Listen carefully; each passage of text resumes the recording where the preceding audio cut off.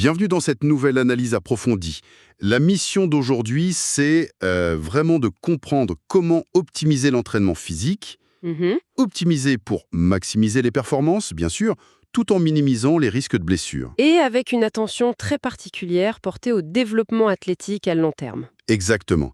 Et pour y arriver, cette exploration s'appuie sur une recherche scientifique assez massive. Très détaillé, ouais. Il s'agit de l'article de recherche qui s'intitule Long-Term Effects of NASM-OPT Periodized Training on Lower Limb Strength, Explosive Power and Stretch Shortening Cycle Function in Adolescent Athletes. En gros, l'évaluation des effets à long terme de ce modèle NASM-OPT sur la force, la puissance explosive et, Et la fonction du cycle étirement-raccourcissement. voilà, chez les jeunes sportifs. C'est ça, cette étude a été rédigée par une grande équipe, Yongmo, Yuagao, Yuyin Wang, Keyong, Yongren Lu et Zhan Gao. Et publié dans le très respecté Journal of Sport Science and Medicine en 2026. Bon, décortiquons ça. Parce qu'il est question d'une population athlétique qui se trouve en fait à une intersection physiologique hyper critique. Tout à fait. Et les données qui sont présentées remettent en question pas mal de pratiques d'entraînement courantes. C'est vrai que cette période de développement, elle est centrale. Ouais. L'Organisation mondiale de la santé définit l'adolescence entre 10 et 19 ans, mais dans le sport de compétition, le modèle de développement athlétique à long terme, le fameux LTAD, cible vraiment la fenêtre des 12 à 18 ans. Pourquoi cette fenêtre spécifiquement ? Parce que c'est l'étape où la fondation motrice et neuromusculaire se consolide de manière irréversible. Le système nerveux central est ultra plastique et le profil hormonal est en pleine mutation. Donc c'est une opportunité unique. Exactement. Mais c'est à double tranchant. Une mauvaise gestion des charges pendant cette phase, Ça fait des dégâts. ça ne freine pas juste la performance, ça installe des schémas moteurs complètement défectueux et ça fait exploser le risque de pathologie de surcharge. Du genre. Des tendinopathies ou des lésions très problématiques au niveau des plaques de croissance. Et c'est justement le cœur du problème que l'étude identifie d'emblée. Mhm. Sur le terrain, on voit une tendance alarmante, vraiment alarmante, à la spécialisation sportive précoce. Et ça, combiné à des volumes de charge excessifs, C'est trop courant malheureusement. on observe tout le temps des protocoles d'entraînement qui ont été conçus pour des adultes, des athlètes matures, qui sont juste réduits en charge. Un simple copier-coller allégé. Voilà. Et on applique ça à des adolescents. Le but, c'est souvent de chercher la performance à très court terme. Sauf que pousser le système musculo-squelettique vers ses limites physiologiques avant même que la maturation osseuse soit terminée, Ça conduit inévitablement au mur. Un taux de blessure élevé et des carrières qui s'essoufflent super vite. ce qui est fascinant ici, c'est la façon dont les chercheurs abordent la gestion de cette fatigue et de cette adaptation par la périodisation. La périodisation, c'est vraiment la clé. Absolument. C'est l'outil fondamental pour manipuler l'intensité, la fréquence et le volume. On structure ça en phases progressives. Donc, des macrocycles et des mésocycles. C'est ça, l'objectif, c'est pas juste de créer un stimulus au hasard, il faut gérer la fatigue et optimiser la récupération pour permettre la surcompensation. Et le vrai défi posé par cette étude, c'est de trouver la meilleure architecture, le meilleur compromis entre protéger les articulations de l'adolescent et quand même maximiser ses gains de force. Tout à fait. Et pour trancher cette question, le protocole expérimental qu'ils ont mis en place est un essai contrôlé randomisé. Un essai qui s'étale sur 26 semaines en plus. C'est énorme. Une intervention d'une demi-année, c'est particulièrement long et robuste dans ce domaine de recherche. Et l'échantillon? On a 42 athlètes adolescents, 20 garçons, 22 filles. L'âge moyen est de 14,4 ans. Tous recrutés dans une école de sport de compétition, c'est ça? Exact. Leur spécialité, c'est le badminton et la lutte. Et on parle d'une intervention à raison de 2 séances par semaine. Donc la cohorte est divisée en deux groupes distincts pour comparer vraiment deux philosophies. Le premier groupe, c'est le groupe de contrôle, appelé CON dans l'étude. Mhm. Il a été soumis à un modèle de périodisation traditionnel, on l'appelle souvent le modèle linéaire. Pour faire simple, c'est le schéma classique. Le volume d'entraînement est très élevé au début, puis il diminue progressivement au fil des mois. Pendant que l'intensité, elle, fait l'inverse. Elle augmente. C'est le modèle canonique de la surcharge progressive. On prépare le muscle avec du volume, puis on vise la force maximale avec des charges qui se rapprochent du 1 RM, la fameuse répétition maximale. Voilà. Et en face, le deuxième groupe, le groupe OPT, a suivi le modèle développé par la National Academy of Sport Medicine, le NASM-OPT. Et là, l'architecture est très différente. Elle est organisée en 3 grands niveaux, qui sont eux-mêmes divisés en 5 phases séquentielles. C'est une progression beaucoup moins directe. Ouais. D'abord, il y a une phase de stabilisation, de la semaine 1 à 4. Ensuite, on passe à une longue phase dédiée à la force, de la semaine 5 à 22. Qui est elle-même subdivisée, si je me souviens bien. Exactement. Endurance musculaire, puis hypertrophie, et enfin force maximale. Et le tout se termine par la phase de puissance sur les semaines 23 à 26. L'architecture de ce modèle OPT, elle impose vraiment une hiérarchie stricte. La phase de stabilisation initiale, des 4 premières semaines, ne cherche absolument pas à ajouter de la charge lourde. On ne charge pas la barre tout de suite. Non, le focus exclusif, c'est la qualité du mouvement, le contrôle neuromusculaire, la proprioception. On corrige les asymétries. C'est ça. On s'assure que les muscles stabilisateurs profonds s'activent de manière synchronisée avec les moteurs primaires. Et ensuite, on rentre dans le niveau de force, d'abord par l'endurance musculaire. Pour augmenter la tolérance des tissus. Et ce n'est qu'après qu'on passe à l'hypertrophie pour créer des adaptations morphologiques. Et enfin la force maximale. L'objectif bascule sur le recrutement optimal des unités motrices. La fréquence de décharge neurale augmente. Pour finir, la phase de puissance des dernières semaines intègre la composante de vélocité. Et leur approche de cette phase de puissance est assez radicale par rapport aux méthodes classiques. Comment ça? L'étude indique qu'ils utilisent l'entraînement complexe. Concrètement, ça veut dire combiner un exercice de force lourde, par exemple un squat bien chargé, suivi immédiatement, sans aucun repos, par un mouvement balistique comme des sauts verticaux. Ah oui, le fameux contraste de charge. Intuitivement, on pourrait se dire que c'est contre-productif. Le système nerveux devrait être trop épuisé par le squat lourd pour réussir à sauter efficacement. Mais il faut regarder la mécanique en dessous. Cet entraînement complexe s'appuie sur la potentiation post-activation, la PAP. C'est-à-dire, Faire une contraction musculaire à très haute intensité modifie l'état du muscle.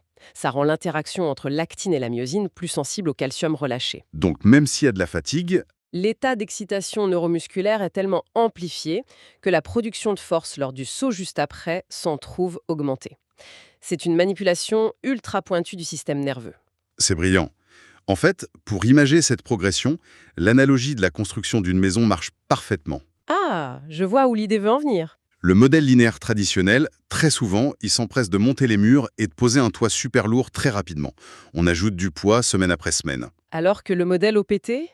Le modèle OPT prend le temps creusé. Il coule des fondations en béton armé pendant toute sa phase de stabilisation. La stabilité articulaire et posturale? Exactement. Poser un toit de plusieurs tonnes sur des fondations instables, ça crée des fissures. Dans le corps humain, ces fissures, ce sont des fuites d'énergie et au final, des blessures. C'est une image très précise, d'autant plus que les données brutes de l'étude démontrent l'impact direct de ces fondations. Après les 26 semaines, les résultats sont là.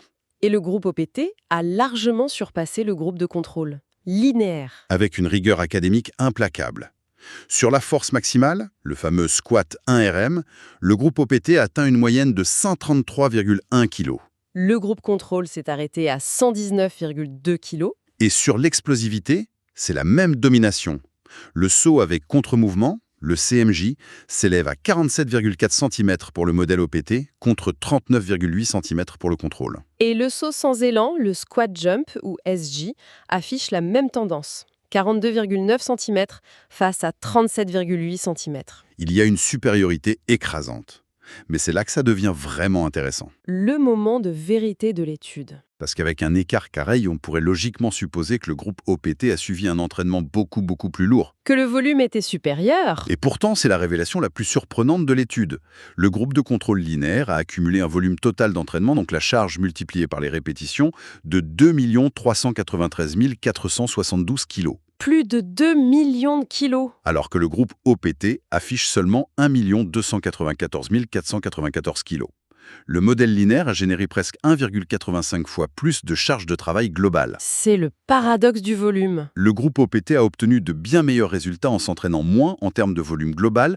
Comment on explique physiologiquement qu'on puisse soulever 1 million de kilos de moins et devenir plus fort et plus explosif? L'explication se trouve dans la fameuse théorie du syndrome général d'adaptation. Celle de Sellier en 1976. Exactement. Le modèle linéaire a créé une monotonie physiologique.